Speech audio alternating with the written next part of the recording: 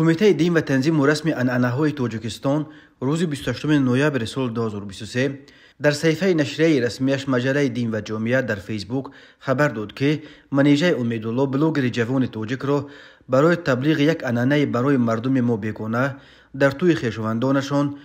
به مقامات دعوت کرده با او صحبت گذرانیدند. اخیراً در یک ویدیویی که در اینترنت نشر میشد دیده میشد که خویشاوندان طرف عروس در راه درآمد داماد به حجره عروس را با شمشیر بسته از او تقاضا میکنند که اول دم این شمشیر را با پول پر کنند و داماد زیر کفکوبی ها از جیبش پول برآورده در دم شمشیر تا پر شدن آن آویزان میکند. کمیته دین در واکنش گفت اخیراً توسط شبکه‌های اجتماعی نوار پهن گردید که در آن شهروند نظر و منیژه در مراسم خانه‌دارشوی یکی از پیوندانش با استفاده از اصولهای برای فرهنگ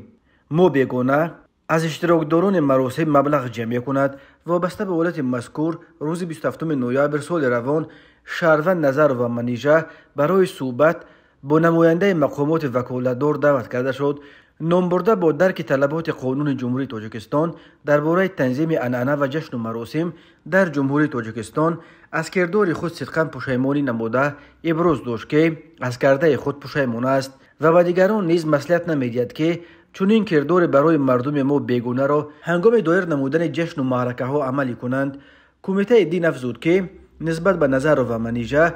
در دایره طلبات قانون جمهوری تاجیکستان درباره تنظیم عنعنه و جشن و مراسم در جمهوری تاجیکستان چاره‌های ضروری اندیشیده می شود. خود منیژه امیدالله که در شبکه‌های اجتماعی خیلی فعال است تا حال به خبر کمیته دین واکنش نکرده است و معلوم نیست که آیا او در حقیقت اظهار پشیمانی کرده است. این هم معلوم نیست که آیا بر اساس قانون تنظیم چه جزایی را نسبت به او روا خواهند دید. کودکس حقوق ویرانکنی ماموری تاجیکستان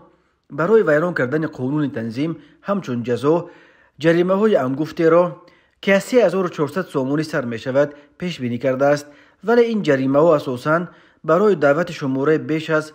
140 یا 150 میمون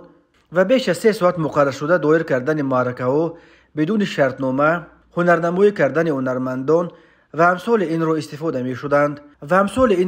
می شدند تا کنون درباره یگان مورد مجازات شهروندان برای استفاده از عنعنه‌های برای مردم تاجیک بیگانه خبری به دست نرسیده است. منیژه امیدالله برخی از عکس و ویدیوهای از توی خویشاوندانش را در صفحه‌های خود نگاه داشته است،